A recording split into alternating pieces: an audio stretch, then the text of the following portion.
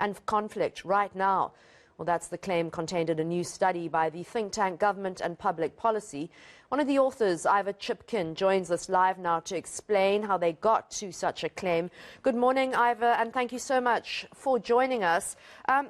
You were one of the first people to really understand and see state capture happening. You wrote a book, Politics of State Capture, and so you're able to sort of take a step back and look at the wider picture here. You say the elite in the ANC is the biggest cause of instability in South Africa. How do you get to that conclusion? Yes, good morning. Thank you for having me. Just to note that the study was done by the Government and Public Policy think tank in an association and working with very closely with the Institute for Security Studies. So this is very much a joint piece of work. We come to that conclusion by modeling large quantities of data, which I think is quite unusual in the South African academic space, but also in the policy space. So this is a quantitative study, and where we tested a whole range of existing hypotheses around what's driving protest in South Africa, underpinned largely by the idea that protest is largely informed by service delivery grievances, and larger socioeconomic grievances. So we tested those hypotheses, and of course those hypotheses are not wrong, but what they tend to obscure are other factors, like, for example, what you're talking about is contestation within the African National Congress.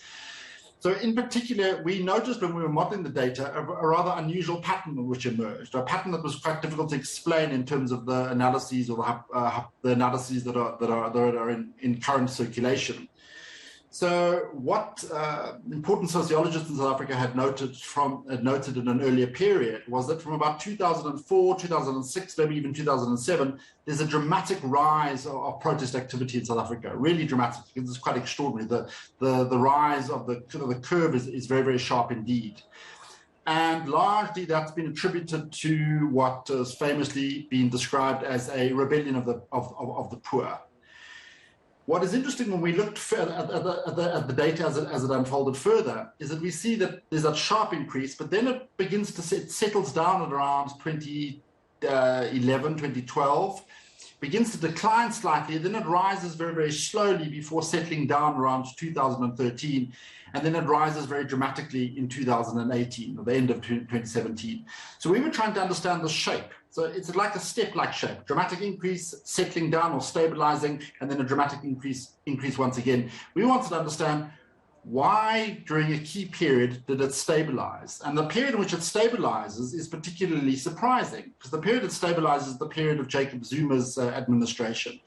So this is a period, as we now know in retrospect, it's the period of state capture. It's a period of extended and deepening economic crisis in South Africa. It's a period when there's a real deterioration in the performance of state institutions, both at national but also at local government level. So there's a deepening crisis in South Africa, and yet that's the period when protest activities seem to stabilize and decline even. So we tried to understand that particular anomaly. And I was just wanting to ask you, when I read part of the study, that's so interesting. The reason that was during Jacob Zuma's tenure as president, and you say that it's because of his use of oppressive tactics. Can you elaborate on that and explain why it's got so much worse during the administration of Cyril Ramaphosa? That was really interesting for me. So this is the hypothesis which we put forward. We think the argument is supported by a lot of the evidence from data modeling. Of course, there's much more work that needs to be done, but our hypothesis is this. What we're seeing during that period of the Jacob Zuma administration is, if you like, using language of today, kind of a Putinesque kind of a phenomenon, a kind of the emergence of a strong man. We think what's emerging is that Jacob Zuma is faced with a growing contestation and conflict within the ANC, and an increasingly unruly organization of increasingly violent and vigorous conflict within the organization. And to some extent, or to a large extent, he manages to bring that contestation under control. And we think he's doing it in two ways. One, through large-scale rent-seeking practices, patronage during the state capture period. So huge rents on contract and stated enterprises and across government being used to not for personal enrichment primarily, but being used to funnel into various party political struggles and battles to sustain certain politicians in their various struggles. A large element of patronage.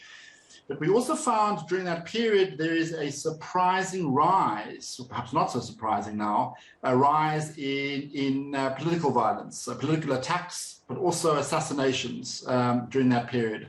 So we think, and of course there's a lot more work that needs to be done, but we think there's a rise of repression during that period. So we think a combination of patronage and growing repression and political intimidation during that period largely explains that settling down of protest activity during that period. What absolutely doesn't explain it is somehow a magical or amazing improvement in service delivery or economic conditions in South Africa. Of course, there's a deterioration during that period. So this is where we think the political factors are really key in this regard.